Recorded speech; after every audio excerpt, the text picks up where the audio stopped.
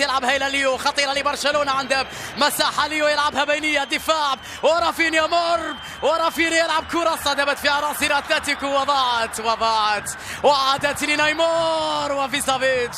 سواريز الان يصل كره، سواريز داخل منطقه الجزاء في زحمه المدافعين، رافينيا فعل رافينيا هدف لبرشلونه،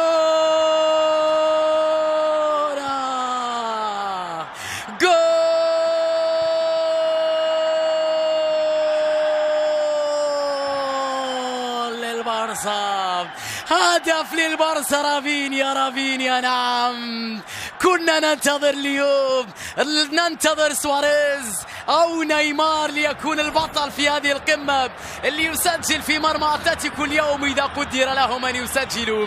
يصل هدف في زحمه المدافعين، رافينيا هو الحل، ليست صعبة حالة رافينيا في زحمة مدافعي اتلتيكو مدريد، خطفها، ضربهم، قتلهم، سجل في مرماهم وأذاقهم المر، وتقدم برشلونة.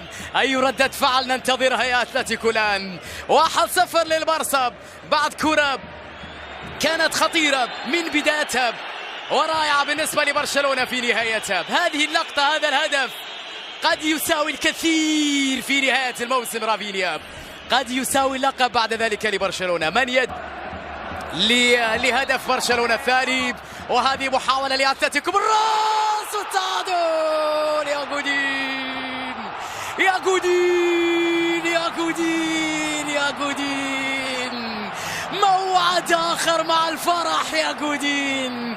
هدف التعادل لأتلتيكو مدريد، عودة إلى القمة مرة أخرى عاليا، يرتقي دائما عاليا دييغو جودين، مسجلا كثيرا ما كان مسجلا من كرات ثابتة، متألقا كثيرا ما كان متألقا في المباريات الكبيرة.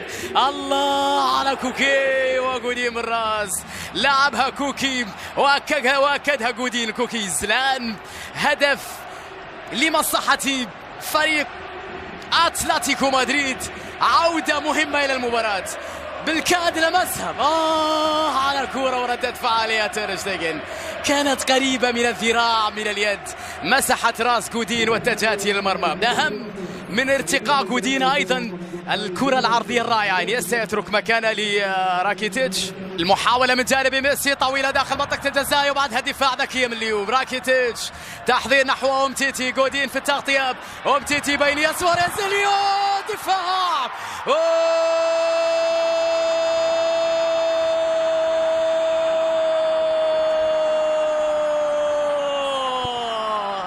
هدف ثاني لبرشلونة.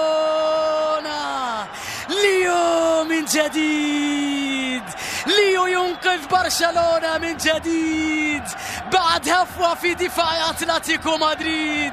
عندك ليو، لا خوف عليكم، لا خوف عليكم، ليو موجود. شوفوا الكرة اللي كان فيها هفوة من الدفاع، اللمسة من جانب راكيتيتش، نفس وضعية الهدف الأول، تركوه، نسوه ونسوا أنه ليو على مرتين. لا خوف عليكم، ميسي يسجل لبرشلونة، ميسي لديكم، لا خوف عليكم. ليو لإنقاذ برشلونة، الأمل الباقي في الكرة الممتعة، الهداف الكبير لمواجهات الفريقين، الهداف في هذه الليغا، المنقذ للبارسا في أصعب الظروف، في العقد الكثيرة، في الأيام الصعبة. ليو